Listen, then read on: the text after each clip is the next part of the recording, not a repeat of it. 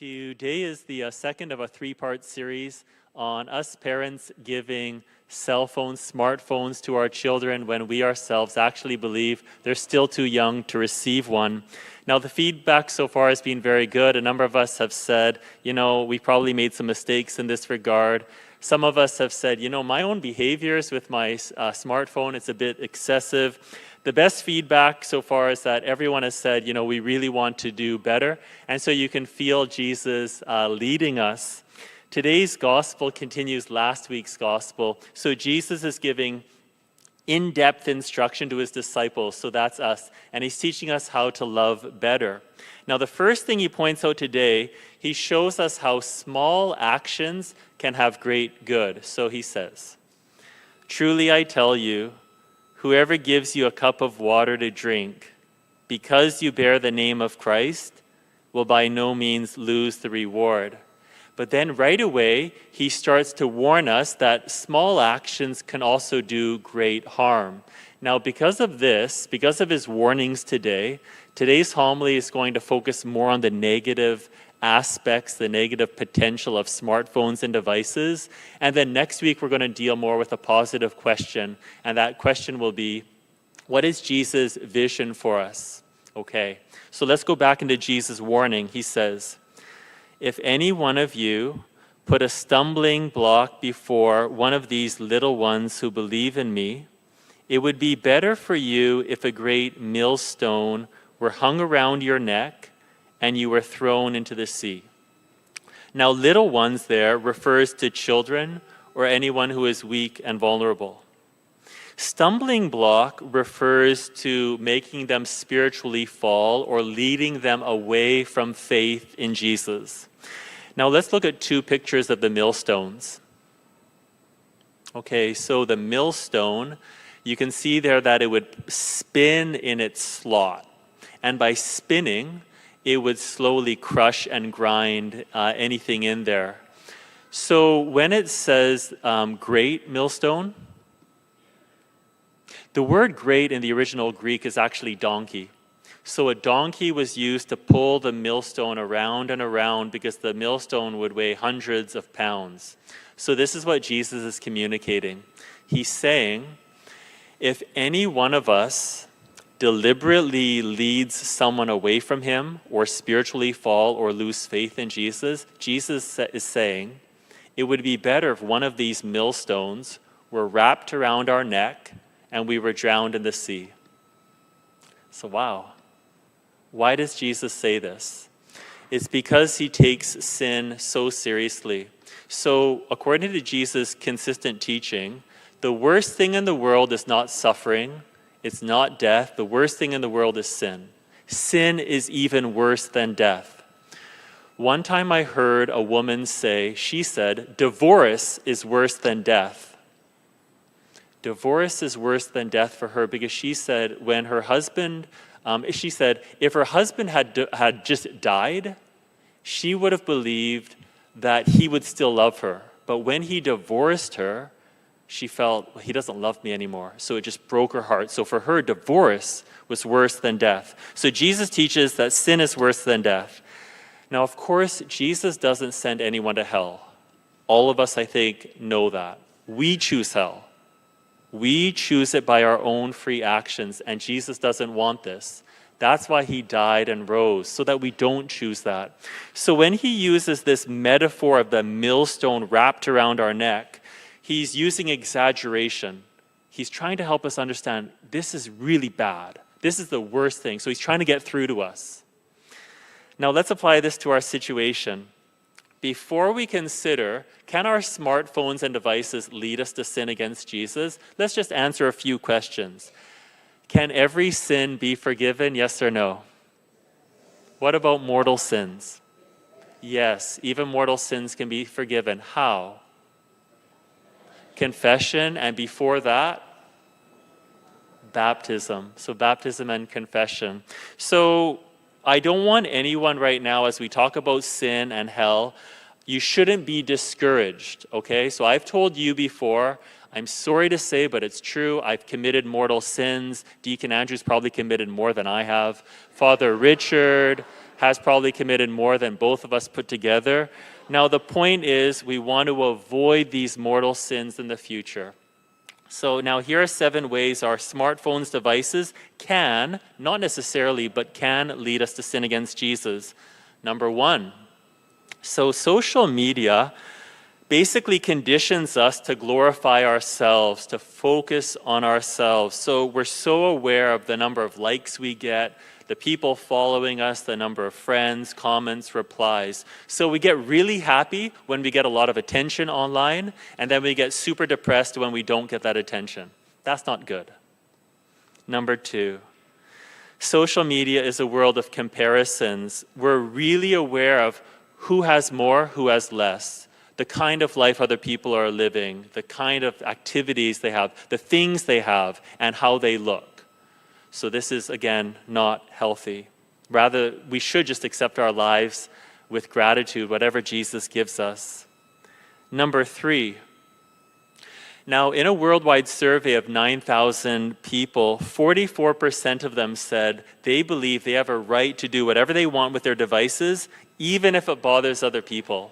So like ignoring people when they're talking to us, we're just on our phones.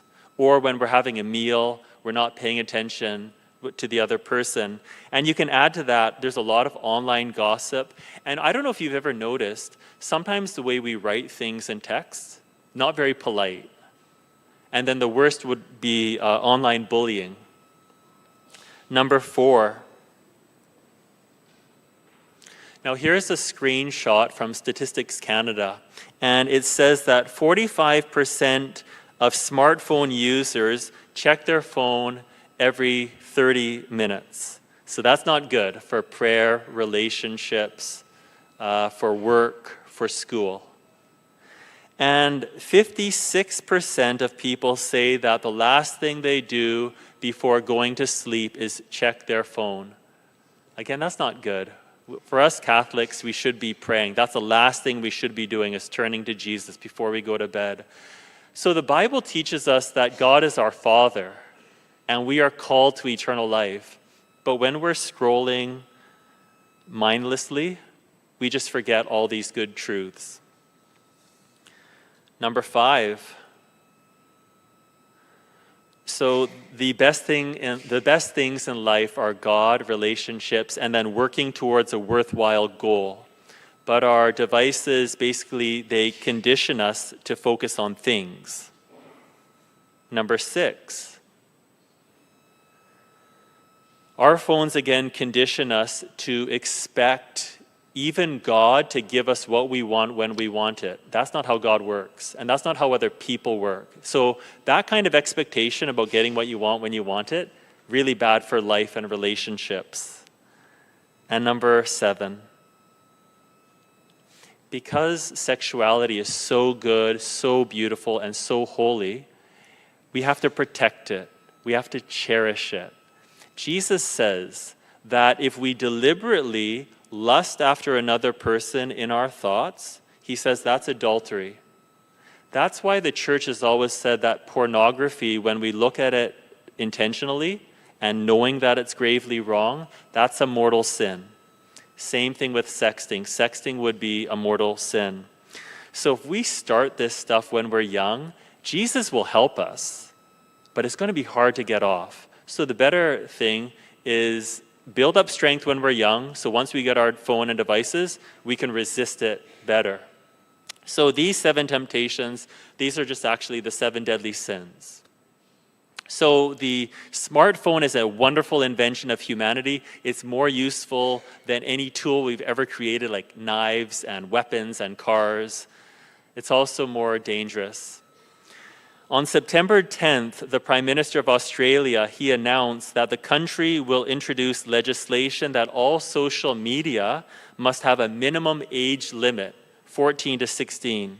So he said, I wish I could do an Australian accent. He said, I want to see kids off their devices and onto the footy fields, and the swimming pools and the tennis courts. We want them to have real experiences with real people, because we know that social media is causing social harm.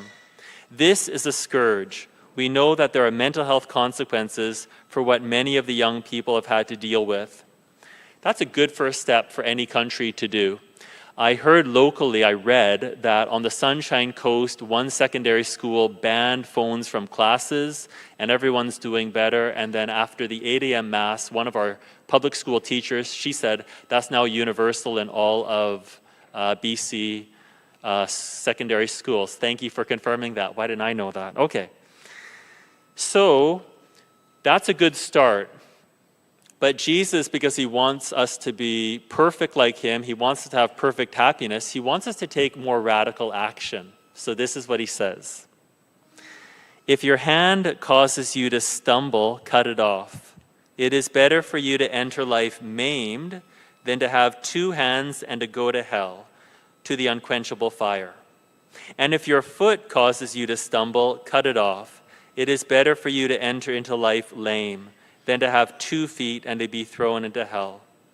And if your eye causes you to stumble, tear it out. It is better for you to enter the kingdom of God with 1 eye than to have 2 eyes and to be thrown into hell, where their worm never dies and the fire is never quenched. So 3 times Jesus talks about hell here. Do we have that? There we are.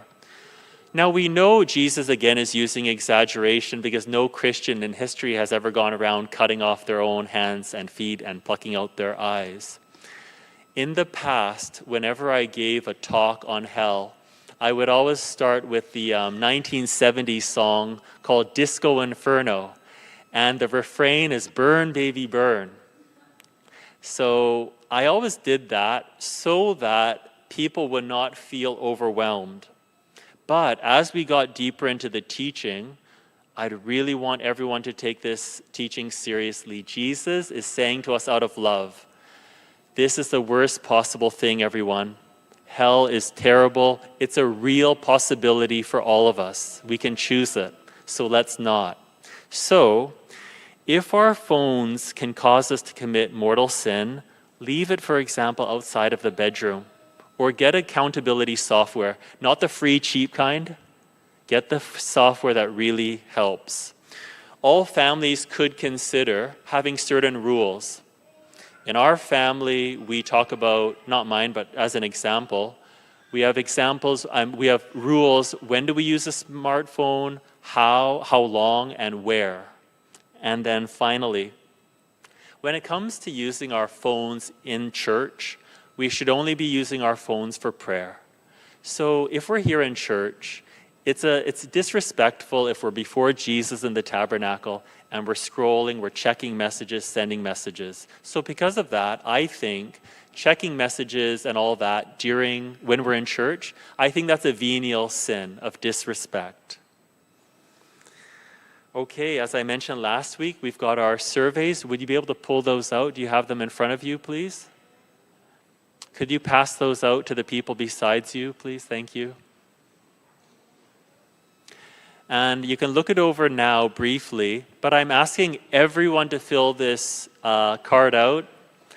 And even the young people, if you're old enough to understand these questions, please fill it out. And servers, please fill it out before you come back to the sanctuary. Fill it out, gentlemen. We need the choir to fill it out, the tech team. You guys are going to give us lower scores, but do it anyway. And once you fill it out, please put it into the collection basket, and then we'll tabulate. We'll give you the results next week. Thank you so much, everyone. So just to finish, here's a summary of today's teaching. First, small actions can either do great good or great harm. Second, the worst thing in the world is not suffering.